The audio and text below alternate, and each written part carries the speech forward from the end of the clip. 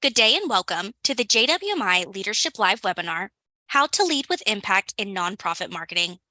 This call is being recorded. It is now my pleasure to turn the call over to Mary Carr, Dean of the Jack Welch Management Institute. You may begin. Thank you so much. Welcome, everyone. We are so excited to have you here with us today. So first and foremost, welcome, welcome, welcome. Thank you for joining us today. I am very excited to introduce all of you to Jocelyn Johnson, and I'd love to tell you a little bit about her. Jocelyn joined the Girl Scouts of the USA in 2021 as Chief Marketing Officer.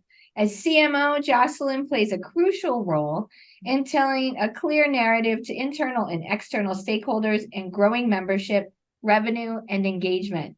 A proud Girl Scout alum, Jocelyn grew up in Maryland, where she was a member of the Girl Scout Troop 1411, very proud member. She later attended Howard University and completed her bachelor's degree in microcomputer systems at Potomac College. She recently completed an MBA at the Jack Welch Management Institute. And before joining the Girl Scouts of America, Jocelyn worked in multiple roles with increasing responsibilities at GE, where she eventually led marketing and communication efforts for the GE Information Strategies and Services, a global e-commerce industry pioneer. Her focus on data-centric marketing strategies led to branding, improving communications, customer relationship management, data warehousing, and sales programs that grew business to business to consumer, and business to business to consumer revenue from 50 million to 20 billion. I'm going to say that one more time, 50 million to 20 billion. Jocelyn has served on My Sister's Place, Lincoln Foundation, Brooklawn Child and Family Services boards, and as a board chair for the Milwaukee Urban League. She currently serves on the board of directors for Bethany Christian Services and Dream Care. And she has an adult child, Shada, who just got married. Congratulations. And she lives with her partner, Kevin, in Louisville, Kentucky. And one thing fun fact I just learned about you is that you ride a motorcycle, which I think is pretty cool. So that was a lot, Jocelyn, I know, but you are such an amazing human being, a great person and friend of the Jack Welch Management Institute. And we are very proud to call you an alum. So hello and welcome, Jocelyn. Thank you. Thank you so much for the introduction. Well, I'm going to jump right in because we have a lot of great questions. Some of these questions came internally from staff and faculty and students who heard the news that we were going to have the chance to talk with you today. So I'm going to jump right in, Jocelyn, and just ask you, would you mind just briefly outlining your journey on becoming the CFO for Girl Scouts and tell us a little bit about any pivotal experiences or leadership lessons that shaped your path? So at the point of 28 years of working for General Electric and 4 different business units, decided to go completely from the for-profit to a nonprofit. This happened during the pandemic. There was a lot of time, I think, for reflection during the pandemic. And I had started my JWMI graduate program while we were going through the pandemic. I didn't have global travel anymore, and so there was some time on my hands. I constantly had been telling my mentees that you need to get an MBA. You got to get an MBA. So I thought that I should also follow my direction to them and decided, you know what? I'm going to get an MBA. And I love the idea of this Jack Welch management program because Jack Welch was the CEO when I started at GE 28 years prior. So I knew what it meant to work in the way that Jack Welch had kind of aligned us and really enjoyed that, wanted to kind of get back to my initial leadership roots. And I started that program. During that time, GE was going through a great number of changes. I'm sure many of you have heard about those in the news and seen some of the results of the organizational changes. And I thought to myself, maybe this is the time. Maybe this is time to pivot. I knew that some of the ERG work that I had done at GE, which was one of the reasons that GE kept me as long as it did, I had many opportunities to work on the African American Forum, the Hispanic Forum, Women's Network. I was a co-leader. So we had all these wonderful ERGs, and that was where I felt so much passion. I had also developed quite a bit of leadership skills from all of the training that we do, and felt that with the marketing and leadership skills I had, I could apply them somewhere as the chief marketing officer, the lead marketer within an organization. One of my mentors who had retired from GE knew that I was looking. And he called me one day and said, "Hey, there's a CMO opportunity at Girl Scouts. Would you be interested in talking to the CEO?" And he introduced us, and 30 days later, I was the chief marketing officer at Girl Scouts of the USA. Wow, that's so great. And we're so glad you joined us and that you joined the Girl Scouts. You had mentioned a little bit on working with different women leaders across your journey. I'd love to get your perspective on kind of the unique perspectives that women leaders bring to the table, and how can aspiring leaders harness those perspectives from for my students out there that are want to hear from you. How can they harness these perspectives to thrive in their respective roles? I think that women leaders bring a perspective that is different than men. I think that they quite often bring a clear focus, but they also are very insightful to think about all of the mechanics and pieces that go together. Women like to multitask. So we like to think about multiple things at one time and how we're going to get them done. And I think that leaders that embrace that type of multitasking, the ability to think about multiple events and how they all come together and how you can bring them to market to help you to reach your vision and your mission, that when that is embraced and supported, that is when you get the most out of your employees. It's been proven through much research and data that organizations that have a balanced leadership with a good number of women in those leadership roles are usually the more successful organizations. So both financially and culturally. Yep. Thank you for that. Thank you for that. And I know our students will thank you for that. I'd love also, sometimes I hear from students that they don't want to fail, right? Everybody wants to get an A in class. Everybody wants their assignments to be perfect. And so, but that doesn't always happen. It's not a reality, right? So can you tell me about a time where you faced a challenge or where maybe you failed in your career, and how did you deal with it? Sure. So we all have failures, and I think that at times you actually learn more when you have a failure than when you have that perfect A+ score for all of your jobs. The thing that I think we learn is that you have to make sure you don't repeat those. Quite often we were afraid of failing, and I think that we have to learn from those. So the example that I will give was when we actually had to change the name of one of the GE businesses that I was running. It was my first major brand job, and I was working for an e-commerce business. We were international, and one of the names that we had chosen, we were getting ready to launch, and we ended up not going with that name because our European counterparts were a bit offended by the name that it was more the acronym that it was going to have versus the real name. That taught me a great deal about international law and how we have to go about doing our due diligence and ensuring that we are including everyone, all of the minds, and thinking about all of our audiences when we make a decision. So we were able to quickly pivot from that, but it was a huge learning experience for me, and something that I always ask for first thing now. It's like, first thing, Where's legal? I need to make sure that they are involved in this and that we have done that search to make sure that the name we have is not only going to be pleasing to the market, but there's not going to be any way that it can be twisted around or associated in a negative way within the organization internally or externally to our customers. And that sounds like it's something you can apply both at a for-profit or nonprofit. Yes, I think we absolutely. always say, getting every brain in the game. Absolutely. And I guess is it probably getting the right brains in the game as well? It is. It is. Knowing who your counterparts are in the right place and getting them to do it at the right time. Knowing when to engage them and then also when to leverage their expertise. And luckily you caught it before it went Before out. we went live, yes.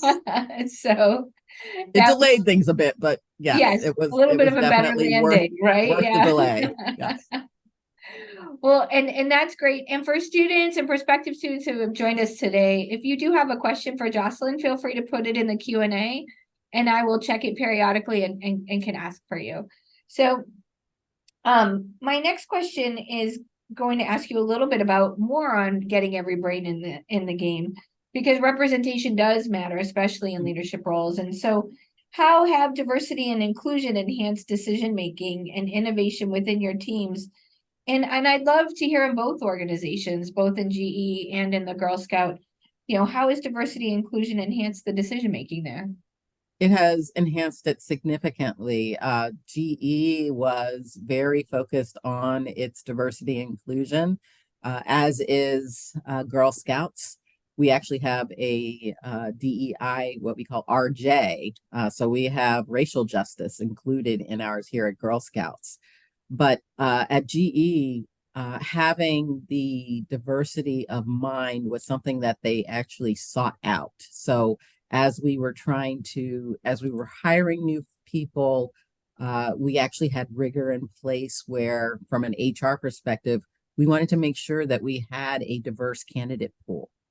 We wanted to make sure that when we built teams, and GE is so well known for its matrixed teams and how we work cross-functionally, that you had all the brains in there, all the voices heard, and that you actually requested people to speak up from their perspective.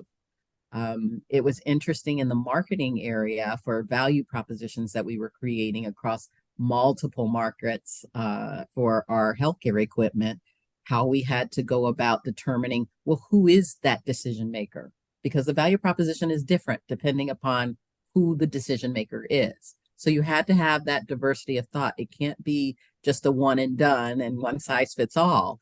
You needed to make sure that for one product, depending upon what country you're in, because the laws are different, you would have the right value proposition for the final decision maker. Here at Girl Scouts, that inclusion of diversity is so important to us. We want to make sure that girls everywhere feel that they are welcome to join Girl Scouts. And when they are there, that they feel they belong to Girl Scouts. It's one of the most important things to us. We want to obviously fulfill our mission of helping girls build courage, confidence, and character and feel like they can change the world. That's all girls. So the DEI focus there is very prominent. We have actually hired and have a team of DEIRJ employees within our organization and continue to move the entire Girl Scout movement towards different proposals focused on our diversity and inclusion. That's fantastic. I think I mentioned to you earlier, I have a niece who is now, it's been such a big part of her life that I said to you, it's actually part of her identity. It is. Really, I see that confidence and courage in her. She's someone is. very proud of, but I do give a lot of credit to her growth within the Girl Scouts of America over the years. And it's been a really fun journey to watch. Yes. I was also mentioning to you that, and you mentioned it when you were reading my bio, that I was a Girl Scout at a very young age.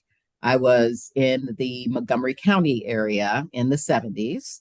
And I can tell you, it was not very black or brown in those days. I was the only African American through probably the fifth or sixth grade at my elementary school. And my differences were often mentioned and brought up, sometimes positive, sometimes negative. But at Girl Scouts, I was made to feel as if I belonged in any room that I was in. Wherever I was, I belonged there.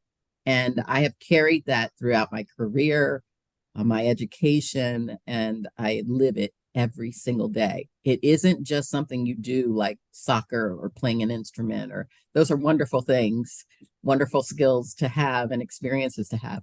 But it's not something you do, it's who you are and it's who you're going to become. And so how, when you look back now at that experience and how you hold it, how is that manifested in the way that you lead within Girl Scouts today, knowing you were a Girl Scout? How has it impacted your leadership as the CMO? It's impacted in a way that I want to make sure I'm telling my story. Many marketers know marketing is about storytelling. I want girls everywhere to know my story and the story of others about the Girl Scout experience. I want them to want to belong to this organization and to feel as if they belong, that they are part of a sisterhood that you really can't achieve in many other circles. It's definitely part of my journey, part of my story, and that gives me a great deal of energy. I want other girls to experience what I've experienced. I want girls that look like me to experience it. I want girls that don't look like me, other girls to experience that. There are 25 million girls across the United States. I want there to be a huge part of that population. That's my target audience. And I want a huge part of that population to hear my story. And I want them to live their own wonderful experience within our movement. When you were just talking about your target audience, I would love to know, is it girls and their families? Like, how, when you're thinking about your brand and, and who your target audience is, would you mind sharing a couple things, a little bit about who your target audience is, and then all the different things that are part of your marketing organization and what you are in charge of? I think that would be really great for the students to hear. So our target audience is girls, anywhere from 5 years old to 18. We start at kindergarten with our Daisy program, and then we go all the way up to our ambassadors. We have, and it's that age group. So it's anyone from kindergarten to 12th grade. That is we're more than excited to welcome them into our different programs. And the programs are led through those wonderful 111 councils across the nation. The areas that I am responsible for include membership, which is what we're constantly trying to drive, to have more and more girls choose Girl Scouts. The cookie programs that we have. So we have quite a bit of what we call our sales organization, and they provide merchandise. They provide cookie program. We do licensing. So sometimes you'll see different products, toy products, for example, or it could be apparel products out there with Girl Scout branding. And we have our own merchandising that we do. So those are part of what we manage within my marketing organization. We also have a program focus. So that experience, once you join Girl Scouts, what type of activities are you doing with your troop? And for different age group, you have different experiences that you can achieve badges. You can get different level of awards. We talked about the bronze, silver, gold award programs that we have in place, which give girls a leg up when they try and go to college, or even if they join the military. Gold Award Girl Scouts get a higher ranking as soon as they enter. So these are kind of things that kind of separate them from the pack. Jack used to talk about that. How do you separate yourself from the pack? our award programs is one of the ways that you can separate yourself. We also focus on our fund development, which is obviously very important. That keeps us all employed and keeps the programs fully funded from sponsors and donors. And with those, we have a lot of partnerships that we do. We also have our, membership. I said membership, GSM, program, fund development. Those are our major programs. And then we have overall branding. So we recently had a brand launched. Actually, it happened just before I started. And we've done some optimization to that, just fulfilling the guidelines, how people will use this wonderful trefoil that I wear so dearly. We have to make sure that there are some consistencies because we would like our brand to be treated like the Apple brand or the Nike swoosh. We want that trefoil to be right up there at the same level of caliber with our branding. I love that idea. And is that something that you work on with your members, right? To really be proud of the brand. And then how much, do you think about the parents?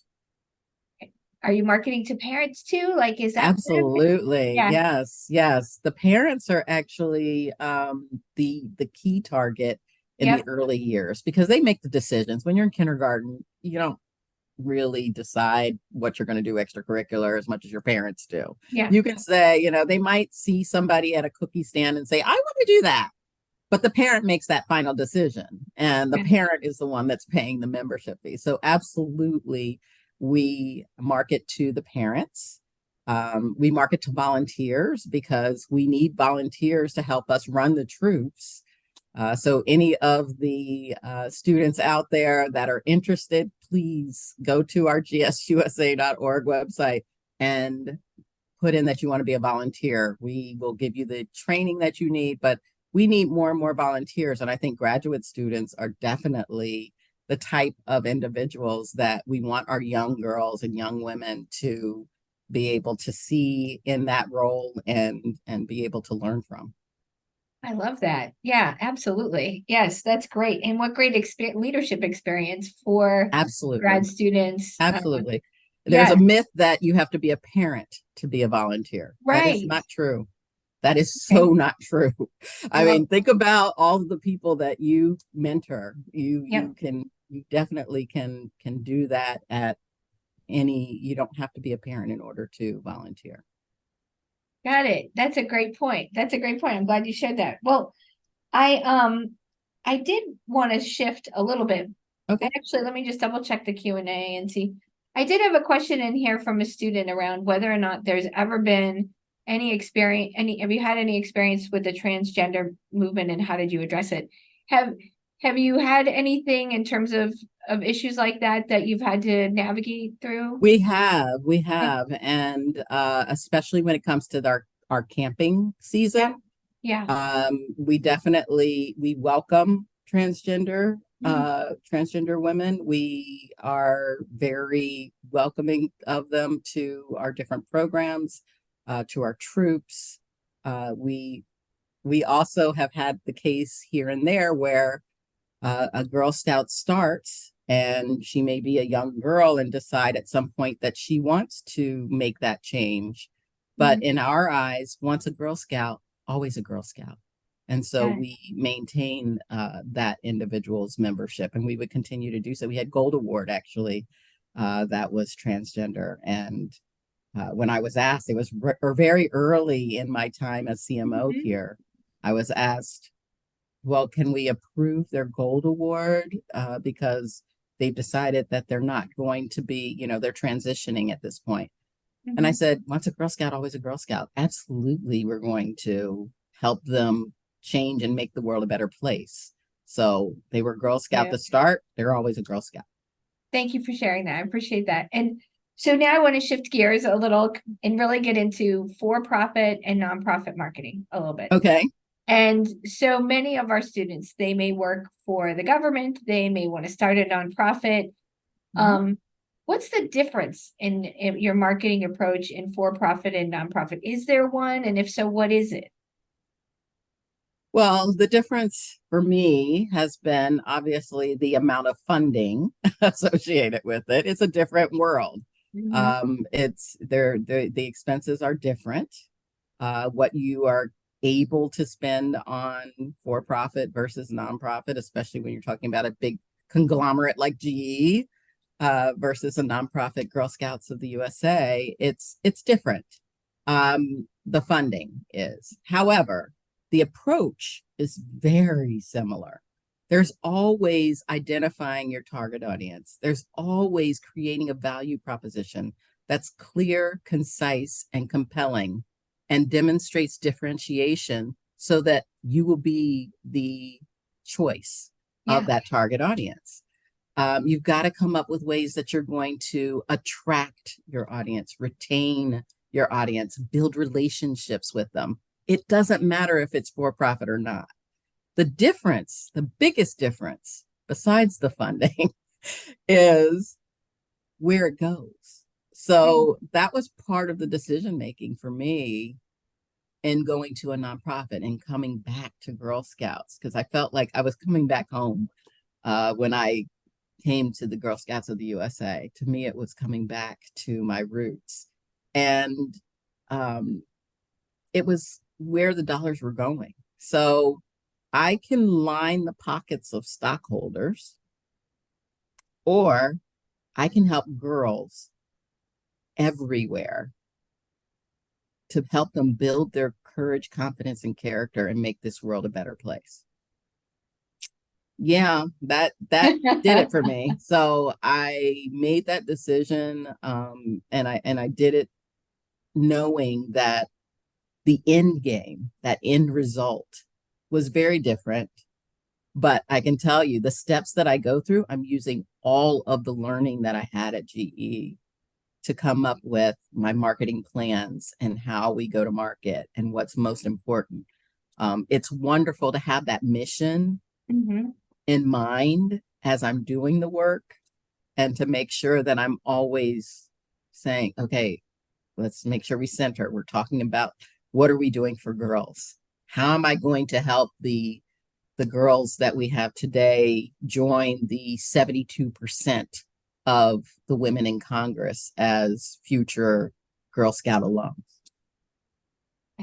I love that. And that's probably very motivational for your team, right? It And the is. culture that you're building.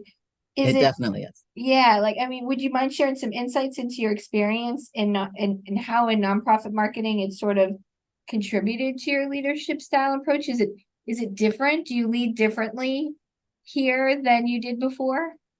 Well, I think the people that I'm leading is very different. Mm-hmm. At GE, it was initially very male dominant. I was often the only woman in the room, definitely often the only African American woman in the room. So here, women are the majority. So I've actually kind of flipped in a way the leadership team here. We have one male. Wow. Yeah. So it's very different from what I experienced at GE. It is it's a completely different culture. I think that there's somewhere in the middle that is the right balance. Right. Um, but it's wonderful to have the experiences, the different experiences. The teams that I have are also majority women. One of the things that we're trying to do with HR is to say, hey, men can work here too. We actually want to recruit more men. So any girl dads out there, or just men Mm-hmm. that are interested in a career where you can have great leadership experience, build your skills, leverage some of the for-profit work perhaps that you've done, or the government work that you've done. The same rules apply when it comes to how you do finances, how you do budgets, how you hire, team Right. building, strategy. Those processes stay the same. It's just the people that you're working with that are very different. And the beauty of the people I work with at Girl Scouts of the USA is that they are very mission driven.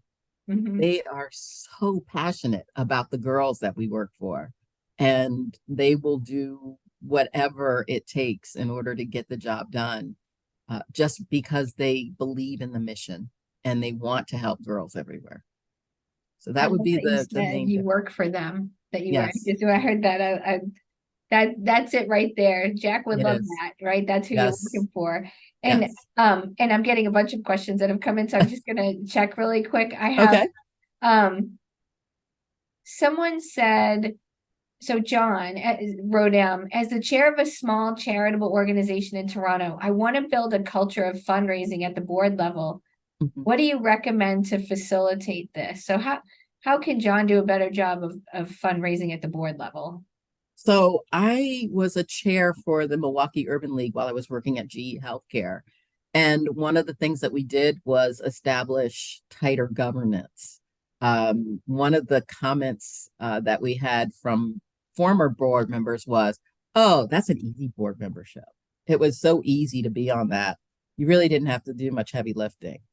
And we didn't want heavy lifting, but we wanted some passionate lifting to happen. And so we actually put in place the amount of uh, activities. So we wanted to make sure that the board members were engaged. We wanted to make sure that they were giving at certain levels. And I think that gets to John's question. We established what we thought was a level that was acceptable, but it took changing the governance of our board members and saying, here's the charter, here's what it means to be a board member. Here's what we expect of you to give of your time and your dollars. And it could be your personal dollars, it could be the corporation that you're representing. It didn't, matter. It was a set amount.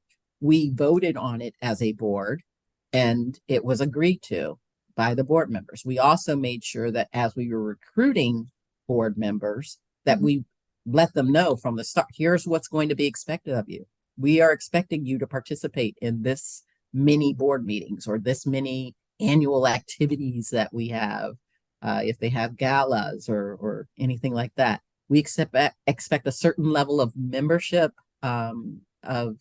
giving or corporate giving. And by establishing that up front and getting everyone to vote on and approve it, everyone had a voice and an opportunity to express themselves and say, either that's too high or maybe we should set the bar a little higher. And it was known up front. It was very inclusive and very informative, and they had a vote in what they were expected to do and give. I love that. So, John, it sounds like a charter here where we're talking about expectations and everybody signs up for the goal. That makes great sense. That's a great, thank you for that. Winnie, hi, Winnie. She's a famous JWMI alum out there who has started a nonprofit, and her question is around how can you make your main page on your website have a simple way to tell the public who know nothing about you what you offer? So, any tips when you're starting a nonprofit? And I know Winnie has just started one because we've chatted about it before. Okay. And she really wants to get the nonprofit out there, start the website. Any tips on keeping it simple for a website to really explain what you do? Right. I'm a Simon Sinek fan. And so I always start with the why. Why are you there? Why should they pay attention to your site? What is it, why are you in business? Why are you, what is it that you're trying to achieve? So it's articulating that in a way that is, again, that value proposition. It's clear, it's concise. A lot of words is going to turn people off. And some people learn better with images. So it might be that you do more around the imagery, depending upon who your target market and audience is. But some people do better with pictures, and that's okay.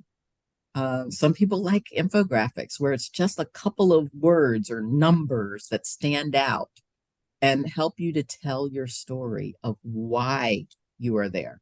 So get back to the why and keep it clear and concise.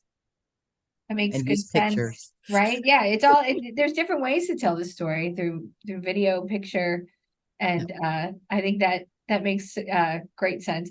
I have kind of a fun question for you. I think it's a Okay. fun question. I think and since you're a JWMI alum, I think you'll think it's fun. But Fareed Okay. asked, is Girl Scouts versus Girl Guides rivalry as intense as Coca-Cola versus Pepsi? Nope. What does it mean? What's competition like, right, in the nonprofit realm?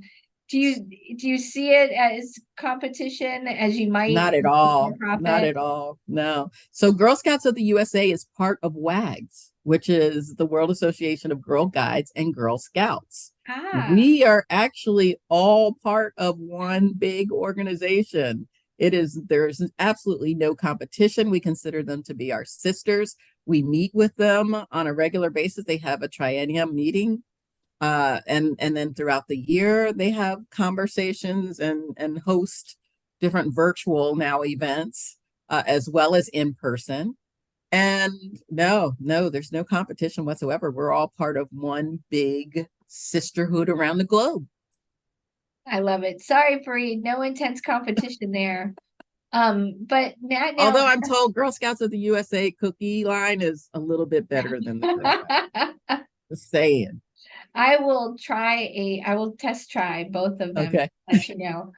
Um, so I have this is a great question, actually. I'm mad I didn't ask it. I think Nat Nell asked, how have you ever experienced low budget issues in marketing, and have you had an innovative solution? Which is obviously that can be pretty common when you're starting out. Any tips for that?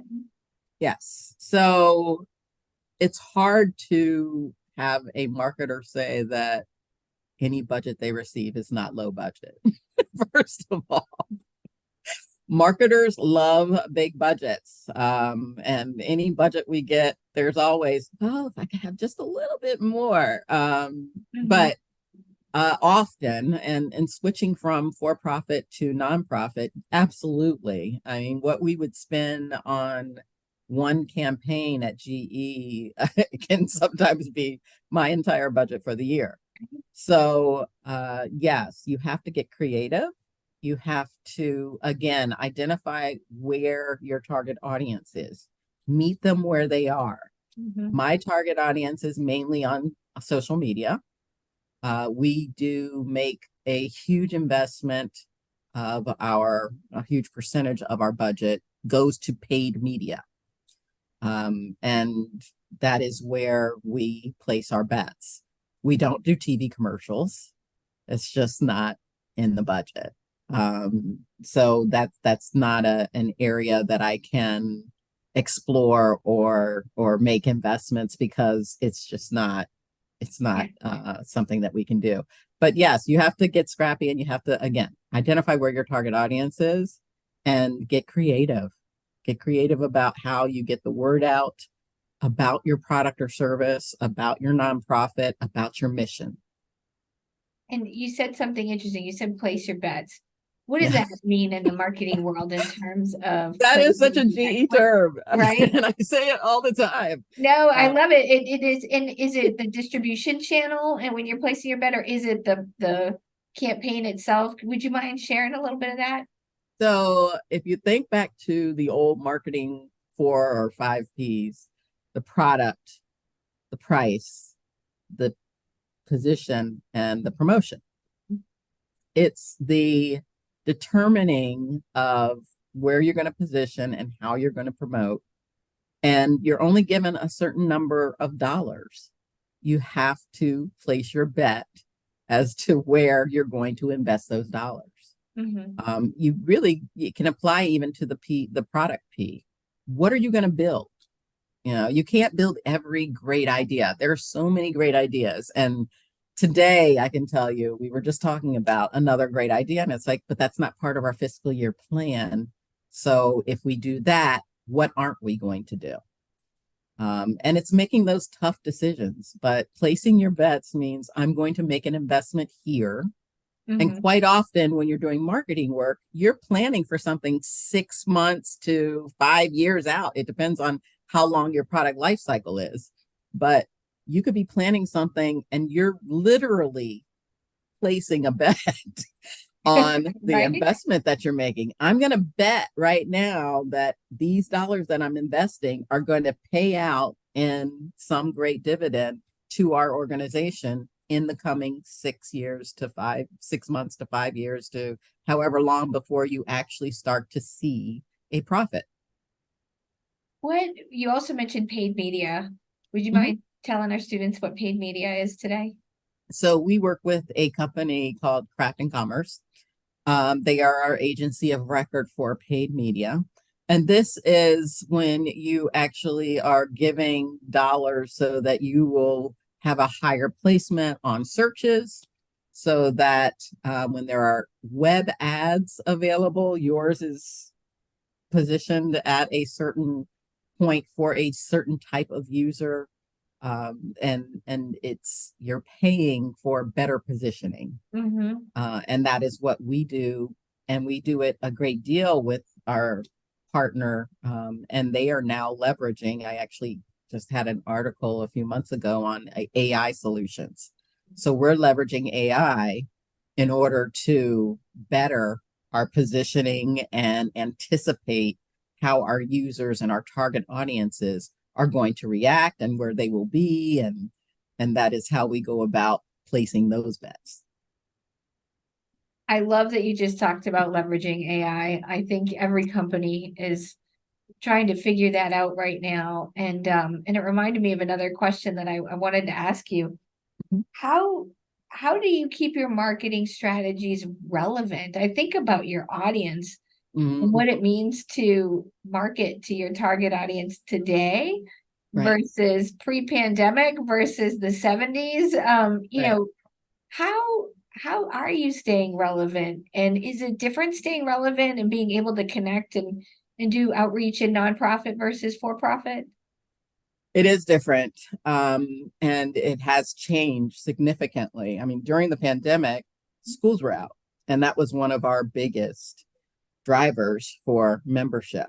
Being able to talk to the students and give them something to, a flyer or any piece of marketing assets to share with their parents and hopefully get to join, was one of the main ways that we were able to keep our membership numbers up. So the pandemic killed that, and our numbers went down significantly during that time. We started investing very heavily in the paid media that I just talked about previously, because everything was going up with regards to the amount of digital and people using social media to make decisions.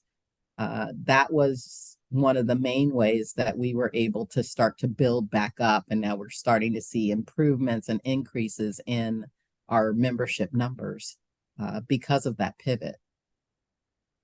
What a great pivot. That's adapting to change right there for for sure, right? You're changing before you have to, right? As Jack would Absolutely. say. You're gonna love this question. Gordon Brown was asking, how do we explore career opportunities with the Girl Scouts? I know you briefly mentioned it, but would you mind giving a shout out to the website and where Gordon can take a Yes. look? Girl Scouts, and that's plural, girlscouts.org. Go down to the bottom, you'll see careers. Please apply and send friends. We're always looking for great talent. I know that JWMI students are outstanding as an alum, and I know how hardworking and passionate they are about education and learning, and that's what we need. We need learners. We need continuous learners as our leaders. Thank you for that. And Joanna just asked, she just said, I'm a recent graduate from college and I have a marketing degree. Yeah. What is some interview advice you would give to someone who just graduated from college on how to be successful? I would give the advice of learning about the organization, doing your homework before you go on the interview. and being able to align your passions with that of the mission and the needs of that particular position. So making sure you've done your homework, making sure you have your story together, because as a marketer, you're a storyteller, and make sure that you can articulate very clearly and easily exactly why you are or should be the candidate of choice. So what sets you apart? What differentiates you? Mhm. Make sure that that gets pointed out during the conversation. And, I will throw in, we always teach what we call the 4 E's and a P at the Jack Welch Management Institute, Yes. right? So you know where I'm going with this, Jocelyn. It's Yes. energy, your energy that you have, your ability to energize others. Edge is the third Yep. P. That means decision making. Can you make the tough decisions? Yes. Execute. Can you get it done? And passion. Do you have passion for the job? People underestimate that one, but Yes. when you can make an interview exciting about why you're passionate, just listening to Jocelyn today talk about her passion for telling stories and her own experience and growth that she had as a Girl Scout has made all the difference and brought her full circle to this incredible journey. And so I would definitely say, Joanna, don't forget the 4 E's and a P as well. Right. As you're getting putting yourself out there, which is great. I've had a couple questions Okay. from folks around volunteers. How do you Awesome. get someone to volunteer where everyone thinks a little bit like going to the gym. We all want to go to the gym more, but on my kids, I have life stuff, I'm busy. Right. How do you attract volunteers to help your organization? I thought that was a great question. It is a great question, and it's something that we're actually trying to do differently.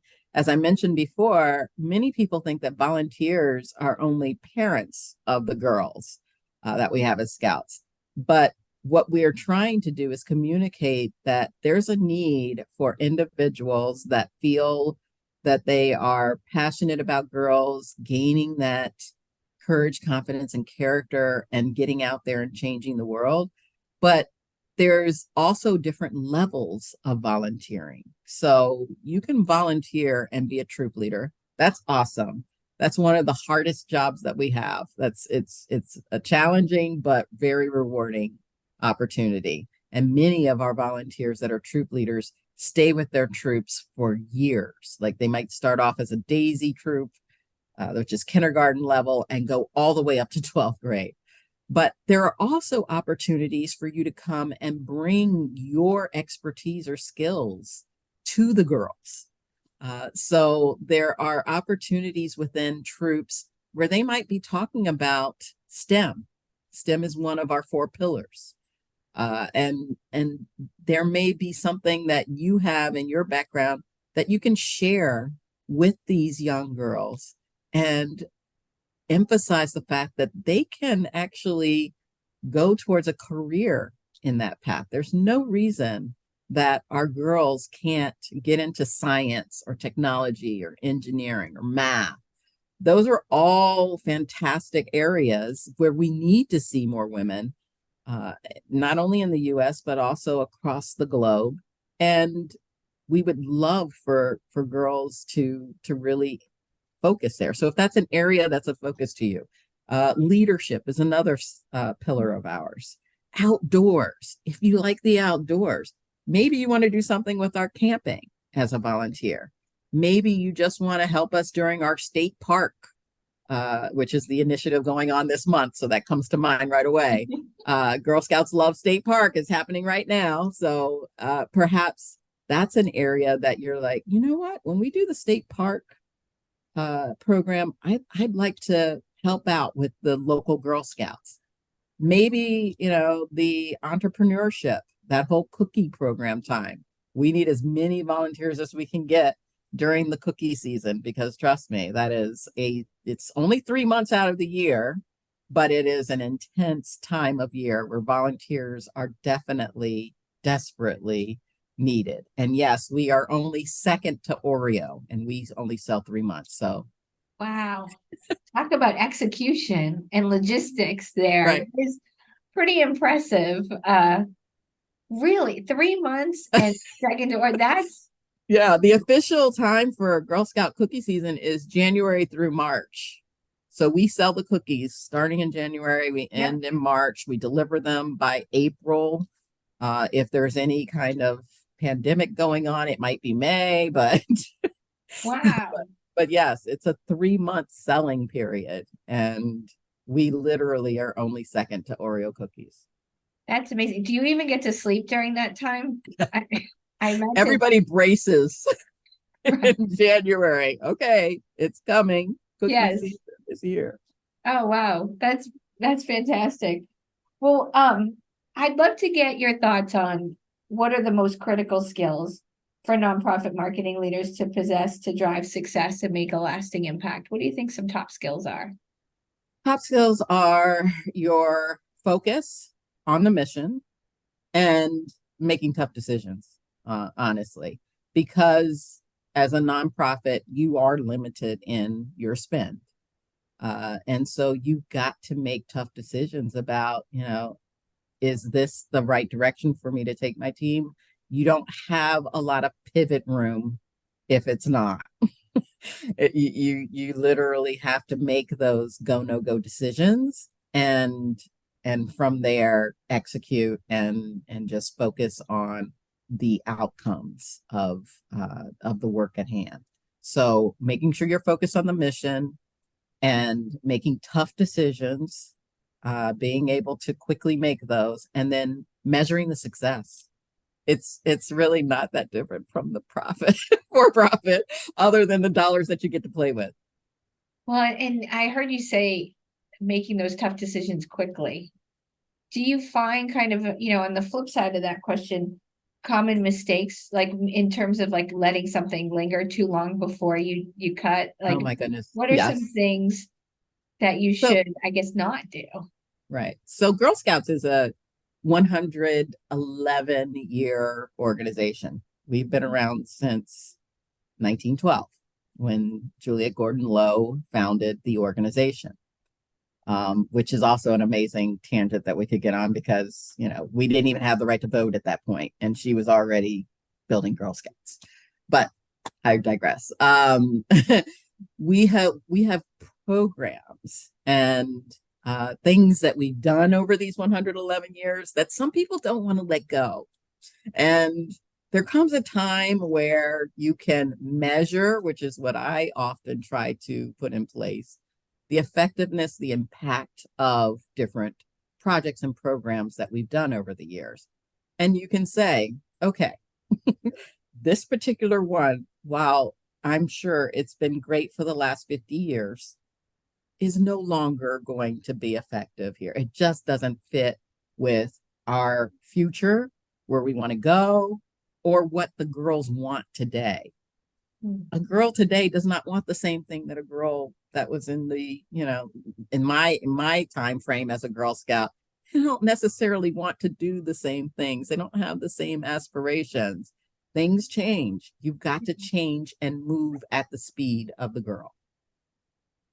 Oh, that's really good. I love that. I'm just taking that in. That's a good one. I think in terms of, we always ask this question. I'm going to ask it twofold though. One, I'd love to hear, just as a Girl Scout, there are things that you learn about courage and character and confidence.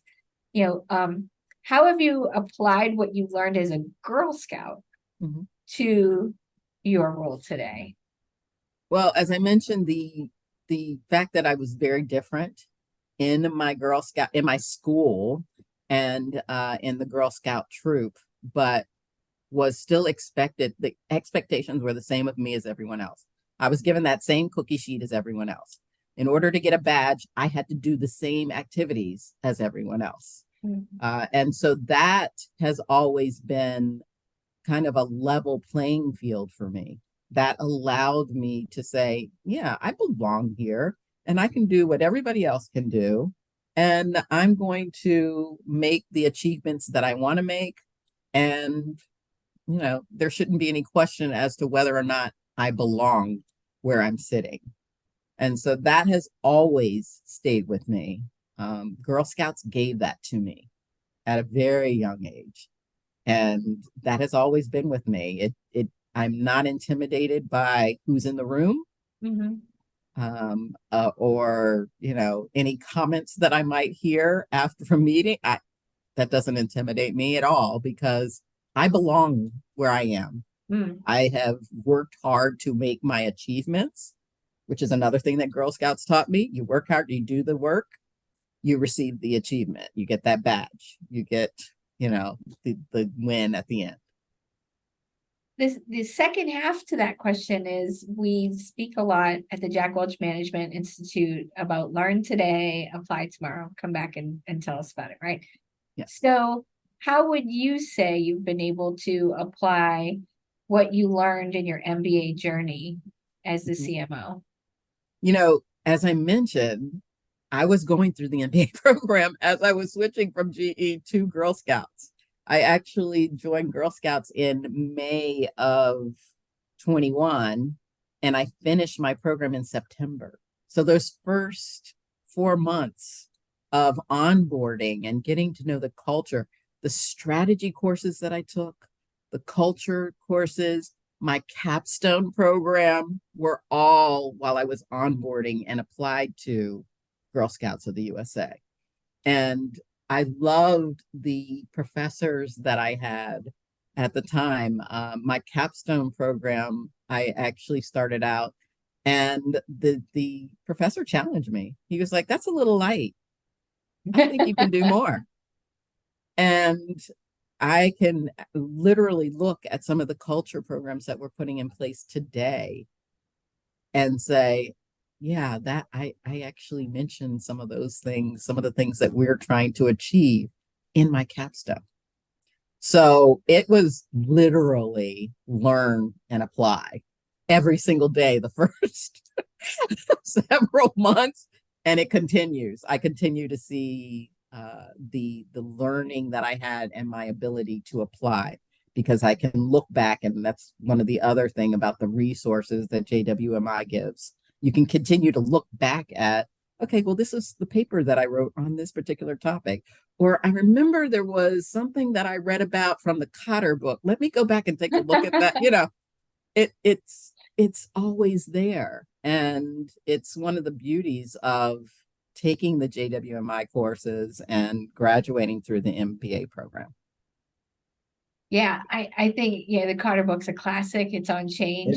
It is. And, I think, I just have, Patricia just noted that she applied for her nonprofit and this is her last week of school. This is fantastic. Looking for that. Congratulations. Yes, yeah. And she just asked, when you're looking at discontinuing something, because when you were talking about programs that didn't work anymore, did your mission change, or is it more about the values? Did the values and the goals change at all, or really it was just a piece that changed? That was just her question there. What change? Did you change any values or goals? We didn't change the mission or our values. What we did was we took a look at, and honestly, the program itself, some of the programs that we have changed or said, we're not going to do that anymore. There's nothing wrong with the programs. It's just how much of an impact. And once you actually start measuring the impact of a campaign or a program and you put it up against the others, it's pretty obvious what you but you need to actually share that information with your teams so that they can see it as well. And it's not, it's not a crazy notion that you just came in and said, I want to change it for the sake of change. It's, here's what we see of this program. Here are the other programs. Here's how much we invested in them. Here's the results, and making the decision there. And it shouldn't be a surprise to anyone which ones we're going to keep and which ones we're going to move forward with. That makes sense, right? I think you have to, sometimes too, it's a capacity issue. It is. We can only do so much. Right, we can only do so much. So you have to say, what am I not going to do? Right. This is what I'm going to do. So I'm going to ask you one more question before we wrap it up. We are going to have new students starting with us in a few weeks. So I loved, and actually tonight I'm talking to capstone students, Jocelyn. Oh, awesome. I'm very excited about that. Yes, I get to do that again tonight. One of my favorite calls. What advice would you give to a new student who's going to start with us in October? I would say make sure you connect and take advantage of the wonderful network that you gain as a JWMI student. And also make sure that check yourself. Make sure you're learning and applying what you learn at work, or if you're on a board, or whatever opportunities you receive to do that learning and applying. And then finally, leverage those professors because they are fantastic and they will push you and make you work harder, and not take the easy route. But you'll see the benefits of that as an end result. Well, thank you. I can't thank you enough. You're just a great ambassador of the program, a fantastic alum, but you're just a fantastic human being as well. I love knowing Thank you, and hearing your story and your journey inspires me as well as so many on the other end of this call. So congratulations on your success, Jocelyn. Thank you. Thank you, thank you, thank you so much for helping our students today and giving some fantastic advice. And students, you're almost done with the quarter. And for those of us who are joining us in fall, we can't wait to see you in class. So thank you again and take care. Have a great day, everybody. Thanks. Bye. Thank you so much. That does conclude today's presentation. You may now disconnect.